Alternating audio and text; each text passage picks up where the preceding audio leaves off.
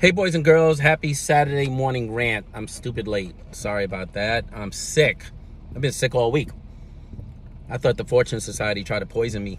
They didn't like those last two rants all over my damn LinkedIn page. But a lot of people was in my LinkedIn DMs telling me that they had similar experiences. Anyway, I'm sick, not feeling good. So I'm gonna rant as much as I can. I don't know what's going on. They did a bunch of tests. I put on my best hypochondriac performance. That didn't yield anything except them saying, go home and get some rest. So what do I want to talk about today? I want to keep it light. So I'm going to talk about how white women fetishize black men in the nonprofit space, because that's light. I'm not saying all white women do this. Every week I got to say that, because then if you speak in absolutes, you're wrong right from the gate. So not all white women. Many white women in the nonprofit space. Why? It's not just because they're white women and they enjoy the privilege of being white women. It's that literally in the nonprofit space, they run so much of it. Either they run organizations or they have control over philanthropy. And even if they're not the actual program officer that you're dealing with, if you scratch beneath the veneer and if you dig a little bit deeper, you will find some white woman who is connected to decision-making around resources. And so my personal experience, which is what I can speak to, I don't like to speak for other people. Sometimes I do if I want to make a point, if I really want to drive a point home. But I'll speak for myself. My experience is that, like, when I got into the nonprofit space, I think I was an acceptable black man, fair skin, straight nose, well-spoken, whatever, the safe black man. And so a lot of people invested in me, and that meant putting resources behind my work and helping me to expand the work and hire people and get the work done.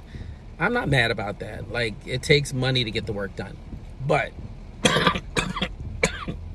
what I did learn throughout all that, see, I'm dying, so I hope y'all appreciate this shit. What I did learn throughout all that, though, was like, that comes with a price.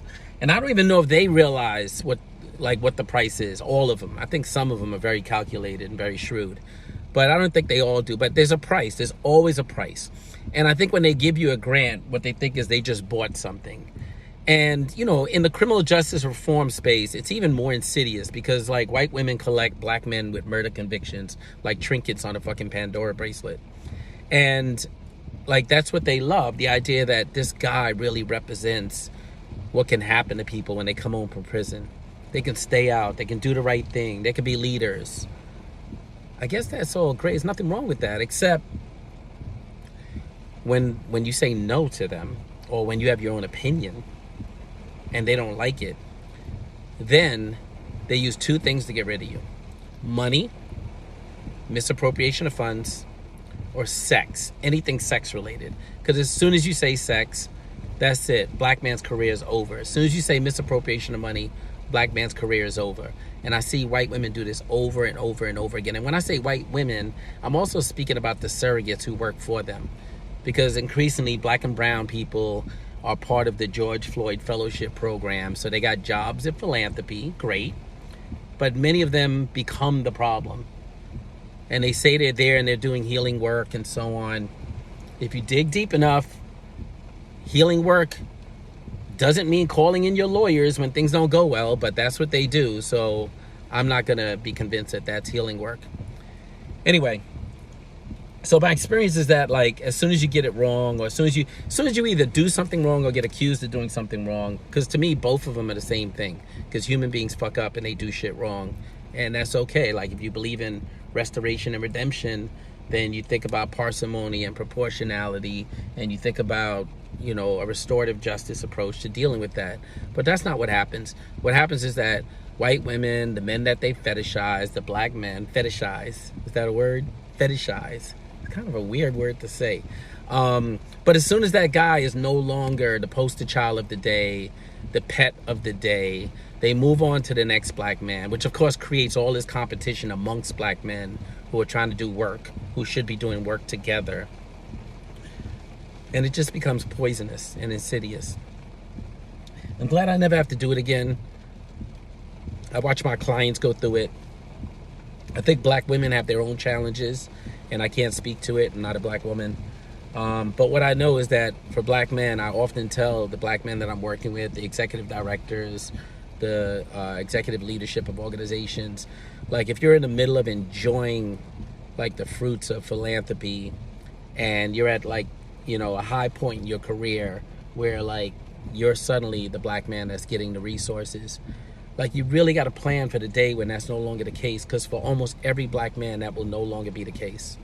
Like there's rarely black men who have an entire career of riding the wave of leadership when their work is supported by white people, particularly white women. And I know that sounds crazy and it sounds way too absolute, but really think about it. The ones who make it are the ones who totally sell out. The ones who totally sell out. And so, yeah, if you want to sort of put those folks in the bucket of they made it, cool. But not me. Not me. I got an opinion. I got a mind. I'm human. I make mistakes. I get it right. I get it wrong. I'm fucking good at what I do. I'm always better at what the fuck I do than the people who are giving me the money to do it. And many of the black men I know, same story. So anyway, I can't really get my voice going today because all this shit hurts. But I wanted to get something out so that I don't miss a weekend without giving y'all a Saturday morning rant. Now I get to go, try to heal, get out this car in the pouring rain, and try to have a great weekend. And as you know, I'm not going to let anybody steal my rainbow, and you shouldn't either. Peace.